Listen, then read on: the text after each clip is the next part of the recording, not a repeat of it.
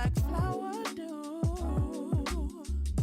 Sure, I know that your stem has a story. Melodies seem to form inside of you. The flow of your body drips off like flower do. Sure, I know that your stem has a... Hi, I'm Effie Barker. We are right here in downtown. When you say we're not going away with these issues, what are those issues?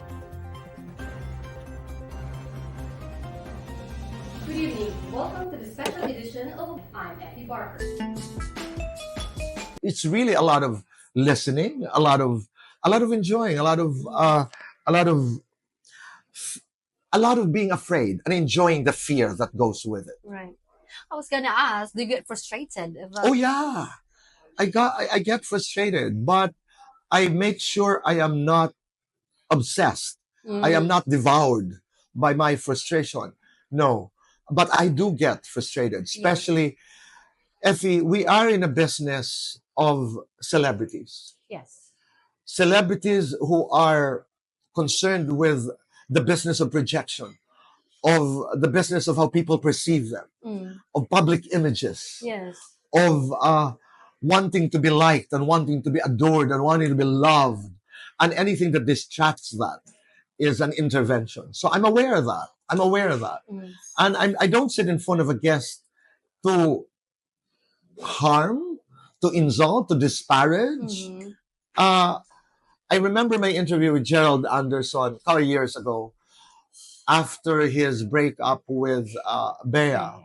And I didn't know what the interview was about, except that he was filming a teleserye. So when I got to the set, somewhere in Tanay, he was saying, Tito Boy, what are we talking about? I said, I don't know. I'll go to where you lead me.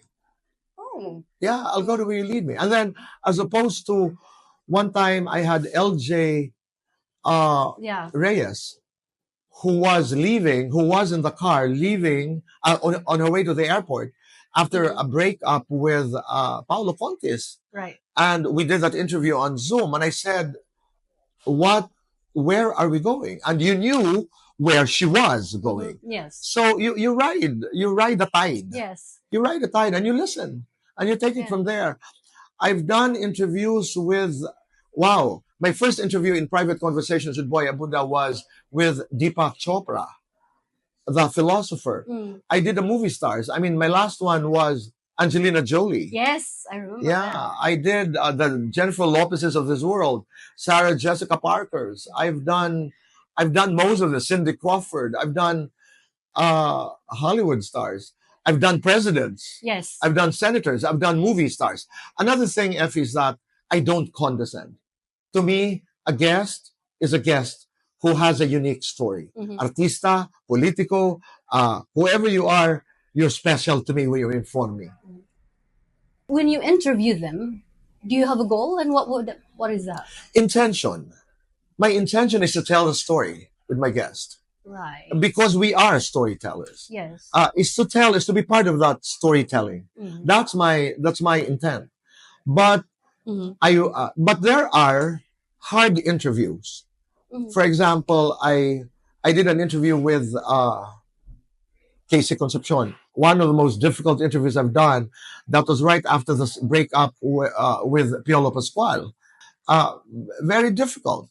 You have to ask the hard questions because, again, you do this in front of an audience. There are expectations. You have to ask the questions they want to ask. Yes. So you'll have to deliver that. Okay. Are you always successful? No. Yes.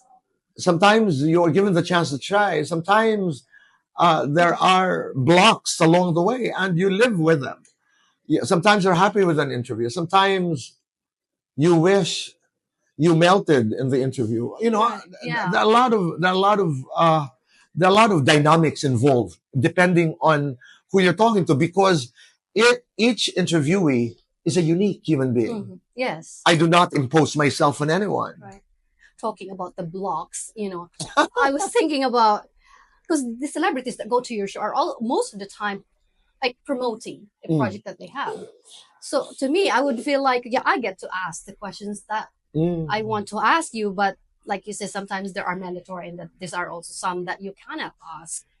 I recently watched your interview with Bea, and Mm. I noticed it was if it was me, it was really difficult because the people, including me, wanting to hear about the breakup with Dominic. But I think she was at some point saying that, bumabalik tayo dito, ganun. But I think you still managed to get something from that. Yeah, a little bit, but I respected that. Yes. I respected that, and it was not an easy interview because prior to that there was a statement by Bea and Dominic saying that the quote was, this may not be the exact quote, some even confirmed our breakup without our consent. And I felt I was being alluded to. So we had to address that. We had a conversation before the interview. We are good friends. I have so much respect and love for Bea, but we had to settle that off cam. So when we were on cam, and this was not caught on camera, it was really funny because she came to me to hug me and I said no. And then when she sat, Oh, when so she that sat was down, I said, may I have consent to actually hug you in public? Right. So it became an easy conversation. Yes, when I could not go to the relationship because before we can talk about certain things, the takeoff point, the trigger was that relationship. Yes. So it was necessary, but I also realized that I could not dwell more on it because it had been really tackled. Right. And there are court cases that have Yeah. been filed, and a lot of words have been thrown, and shades have been thrown. Difficult, but you live with it.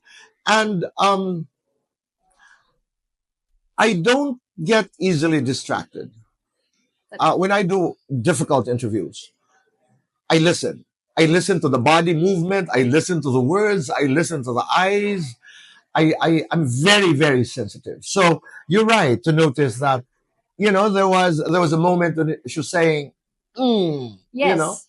and I went ahead to talk about other things. I always say, Effie, it is just an interview. It cannot be more important than life.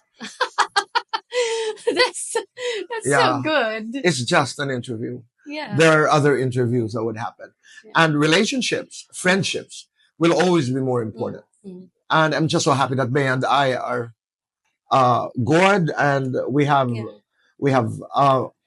talked about whatever it was, and life moves on. It's nice to be friendly with everybody. You mentioned about listening to the body language and stuff. That is really a great skill. That I don't know if anybody could have that kind of skill to have. I mean, it could probably learned over time, but for me, listening to it, how could I? Kailangan yun, Effie. When a guest does this and you're the interviewer, it tells you something. When a guest sits here and talks to you intently, that's a different message. So it comes with time. It comes with, we always say, seasoning. Yeah. You go through a lot of seasons. Yeah. But does it always work? Is it a guarantee? Does that guarantee a good interview tomorrow? No. I'm always excited to do an interview. The next day, I did 2 interviews today, and I had fun. What's going to happen tomorrow is an entirely different story. Mm-hmm. What's going to happen? I don't know. Yeah. I don't know. So talking as a journalist, I find it difficult for me to reconcile having to. You mentioned earlier, like some journalists, or that they tell the story while they're consulting them. I find it to reconcile very difficult because, as a journalist, I don't need your consent. Right. You look at Hollywood, no, journalists wouldn't ask for permission. Totally agree. And I reviewed the law of this country. I reviewed the Hollywood stories. You're right. There are only 2 cases where you need consent. When, number one, when the issue is not of public concern or public interest. And I think number 2 is when something destroys, the reputation of another. That's an entirely different story. But you're right. There has always been tension between celebrities and interviewers and journalists, and we live with it. They're very protective of their territory because they project an audience. It was Bono who said that politicians and public celebrities are so much alike. They're both concerned with the business of projection. You project to a public. You want to be liked. You like votes. You like likes.